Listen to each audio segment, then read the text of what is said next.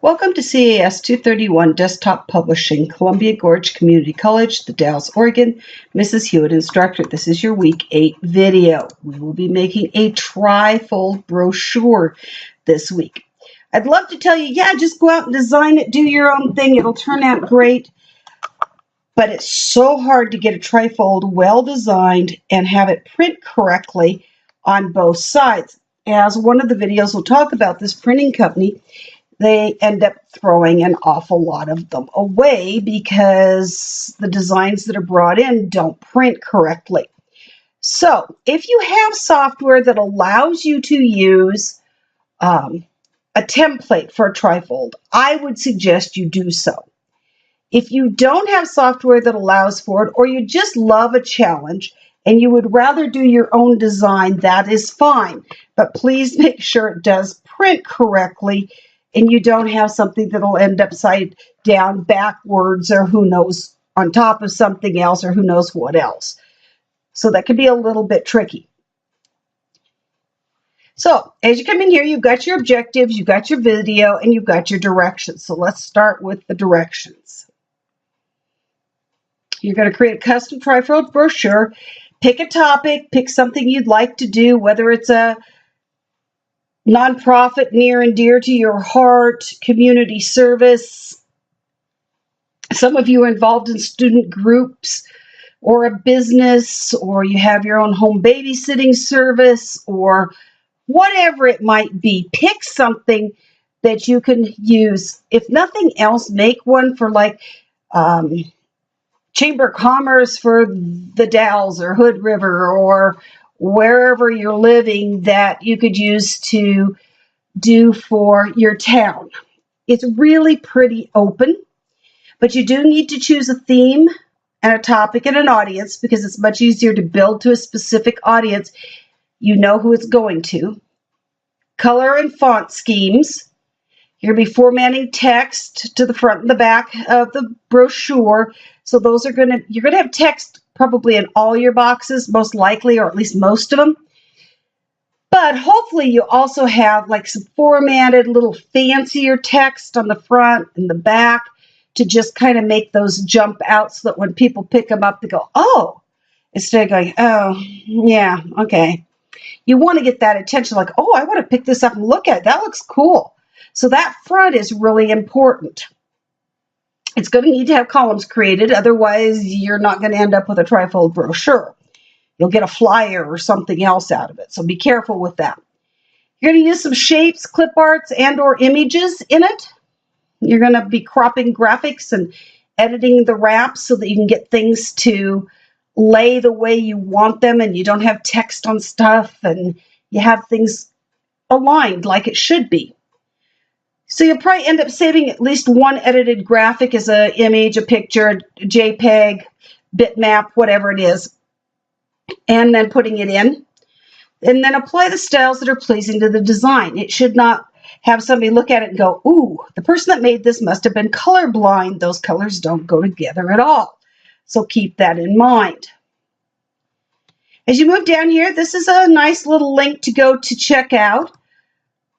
I'm just going to pop that open in a new tab. If you right click, it'll open in a new tab. And it sort of walks you through some of the things to think about as you're doing the design of this. So that's a good one to spend a little time looking at. Get your software. It needs to be able to do columns and allow for front and back type of things. Set up your trifold. You have to have 3 spaces that would be kind of on your front, 3 spaces on the back. If you think about it, you're designing for 6 spaces. So you have the front of the brochure, the inside of the brochure, the bottom of the brochure, the back of that, then the fold-in tab has a front and a back. So you've got a front, back, front, back, front, back. So that's 6 panels you're designing. So once you get your theme and idea, you're creating your brochure, think about the design elements as you're setting it up, work with your graphics and your logo, save it, and then in your text document, I want you to explain what software you used and why you picked that one. And did you start with a template, or did you end up having to design it all the way from scratch on your own with no help from any sort of software template? So that gets you through kind of the basic directions. Here's some more project information. If you happen to be using Microsoft Publisher, then there are Trifold templates in that. And if you got the books and you go to your books, the How to Learn Microsoft Publisher Software Quickly sort of starts out with one of their first things being a Trifold. So you can use your books some to help support you. If you have the books, you don't have to, but if you do. And just remember, there's also a publisher book on reserve in the library at the Dalles campus that you can go to and use on site if you're needing some extra information. And of course, YouTube. Can't forget good old YouTube. This site is giving you out a free template. Right here, it's a zip file download, but it's for Adobe. It uses Photo Story and Illustrator. So you're going to, or Photoshop, excuse me, and Illustrator. So you'll need to be using those products for that to be of any help. Nice little video on using Illustrator. They're the ones that are giving you the template if you have Adobe.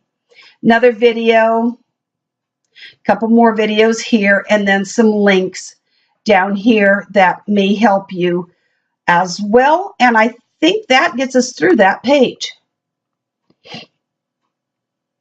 So then when you go to upload your brochure, it's going to go here and upload your brochure. And in the text, again, just repeat of what we just said.